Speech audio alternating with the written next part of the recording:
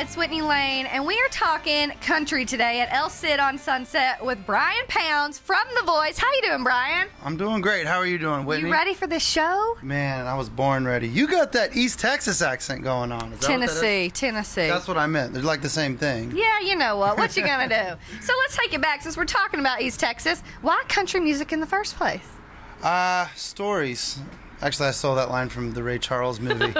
No, I've always just kind of had an affection for pedal steel and good, sad songs and talking about hard times, and that's just kind of the way that music kind of took me. So I don't know. It's I guess sometimes I feel like it chose me and I chose it, and it's just the path that I took, you know? It's innately in you, though. You're a Southern boy, you know? Yeah. I was born with it. It feels comfortable. It feels like home. Okay, so let's take it a step further. So you're pursuing this country career, and you end up on The Voice. That's right. How was that experience? It was incredible. It was really great. The story I always tell is that when you go out there, they fly to LA, which is a long way for me. And I was going out there, I think they flew like 150 people out, and I was really hoping like half of them would suck. And they didn't. Everybody was amazing, and it was kind of humbling and exciting at the same time to be in a group of people like that who were just so full of talent and life and fun. And so it was kind of a whirlwind experience like you would think it would be. I can only imagine. And you sang one of my favorite songs when you audition, and got the chair turned for you, Wagon Wheel. Yeah. Now, what do you like better, the Old Crow or the Dairy? Oh, it's so hard. Can I like them both? I like them both. Oh, okay. But I have to say, we have to sing the line in there from Johnson City, Tennessee. That's my favorite part. I would imagine it is. So what was it like when Blake's chair turned for you? It was like this kind of weight. You walk around for a month or so auditioning the song and getting everything ready, and then you're thinking about it every hour of every day, and you know, what would you do if he did turn, and what would you do if he didn't turn, and when he did, it was just kind of like this weight falls off of you. Relief, like just, good. Yeah, this bursting light of happiness comes, and it feels incredible. So if you had to pick what you learned from that, like what you brought forward moving on with your own career now, what would you say is the best lesson from The Voice? You know, I've always kind of not focused on the show part of it. I always kind of could sing a little bit and could write a little bit and everything, but The Voice really taught me to be an artist, to put it, you know, all together in a package and kind of present it in that way. And I think that, you know, it also taught me that there's a lot of talented people out there, so you have to work your ass off. Can you say ass? You can say it. All right. Totally makes sense, and that you've shown that with your EP, Strikes and Gutters. I need to know why it's called Strikes and Gutters. It's a Big Lebowski reference. And I missed that. Totally missed it, but okay, awesome. You have some really great songs on there. I know you wrote one of the songs with a former contestant of The Voice as well. I did, yeah. So there's a story I tell on stage. When we wrote the song, they have you in this hotel and you're not allowed to leave.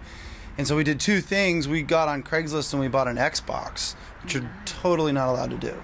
And we played so much Madden football, and I'm still the undisputed reigning Madden football champion of The Voice. So.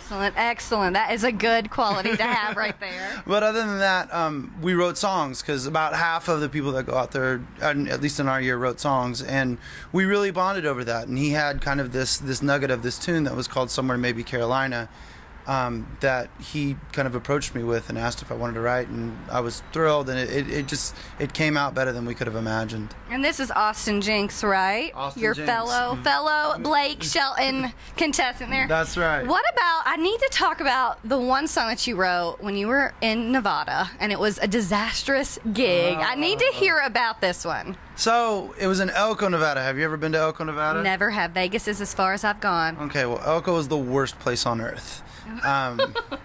We drove 27 hours straight to get there. There was 4 of us, and we were in this Suburban that was not like an extended cab Suburban, so it was just like you had this much wiggle room for 27 hours. And it's just this kind of like rundown casino town that's really great. They do some cowboy stuff out there that I think is really cool, but when we were out there, it was just kind of rough. And I remember we were playing a ton of cover music that we just didn't want to play, and 5 nights a week, 4 hours a night. And after after 3 days, I woke up in this old hotel room, and I was staring at 7 empty bottles of whiskey in the face for $4. Struggle is real. Struggle is real. So I literally crawled over to my guitar, which was next to a giant bottle of water, and it was kind of like my salvation corner for the day. Jesus, don't let me die on my feet, huh? That's what the song, yeah. Jesus, don't let me die on my feet. That's one that came out. Pretty good thing that comes out of a disastrous event. I like it. Yeah. Well, art is born, I guess, from desperation, so. Okay, I want to ask you a few little fun things. Since you are a Southern boy, what's your favorite Southern saying? My baseball coach used to say you couldn't hit a bull's ass with a bass fiddle. Well. I don't even know what that means. Well, bass fiddles are pretty big, and so are bull's asses. So if you couldn't hit it, I guess that's kind of... You're not so good at baseball, huh? Yeah. I heard it a lot, too. I was a pitcher, so... Okay, what about sports team? If you love baseball, what's your favorite team? Oh, Houston Astros. Okay, nice. So I also have to ask, since we're in Hollywood here, we're about to catch your show. Yeah. What is one thing, since you've lived out here for a little bit on The Voice, what's one thing you have to do when you come back to visit? You know, normally I would say get an In-N-Out burger, but they recently opened them in Austin, where I live now, and so I think they're a little bit different down there. It's not quite the thing, but you know, I would say hit In-N-Out burger and then just walk up and down the streets and try and find famous people. Hey, it works, right? It works. So what can we look forward to tonight with your performance? We're super excited. Well, just I've crafted kind of 15 or so songs that I really, really feel strongly about, and I love telling stories. That's kind of why I like doing the acoustic thing that I do when I travel. And so I think it's fun because you get to hear kind of the stories behind all of the songs and what maybe some of the lines mean. That was always my favorite part about music growing up, was trying to find the meaning beneath all of it. Right, and it's relatable. It makes your country fans come out here and watch. Yeah. One more question. What is it about a country fan? What? What is it about a country fan?